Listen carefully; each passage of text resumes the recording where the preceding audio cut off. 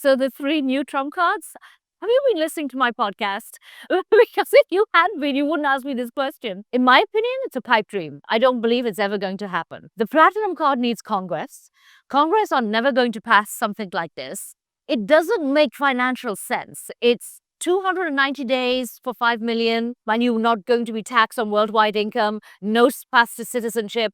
For residency, I don't know who has that kind of money just to waste for 290 days, because there are so many ways to be in the country and have the same kind of tax sort of situation for 6 months, and for an extra 90 days, you want to pay 5 million? It doesn't make sense. I think that what's happened is that they kind of done their homework and realized that's not going to work, so let's push it off a little bit, and then it can slowly slip away. While in the same time, we can talk about the gold card, which again is not going to happen. Why is the gold card not going to happen, in my opinion? I don't believe it's going to be feasible unless, and that's a little caveat on the unless here.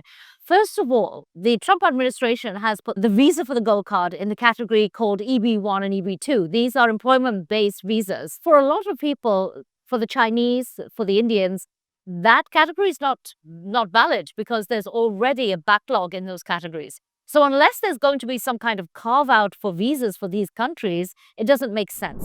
The one good thing about both these categories is that you do have what's called priority processing, which is much faster, but it doesn't make sense for the average person who is your typical candidate for EB5 who wants their money back. I mean, it's 800,000 up until next year. Then it's going to go up as a minimum amount for EB5.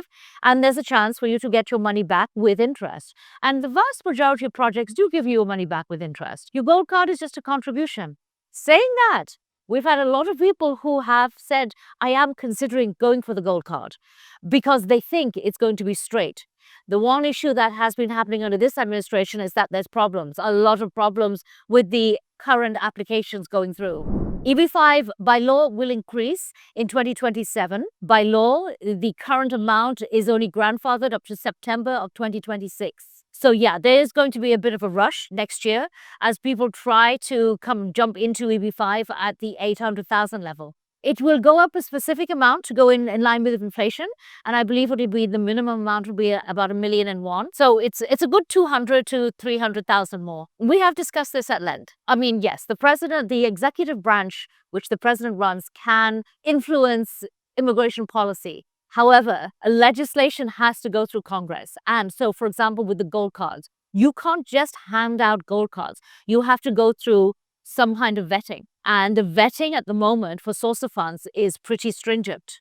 So, I mean, to say you can arbitrarily just give out 100 gold cards, I don't believe is going to happen. Not without a big noise from both sides of the parties, both the Democrats and the Republicans. So no, I don't think it's going to happen. So when Mr. McGregor asks for 100 gold cards just to be given, I mean, it sounds like he just wants 100 gold cards just to be given without real due diligence and going through the process. That I don't believe will happen. Do you know, we were just discussing this morning, there has been a marked movement against some couple of countries, both China and India, in coming to these countries.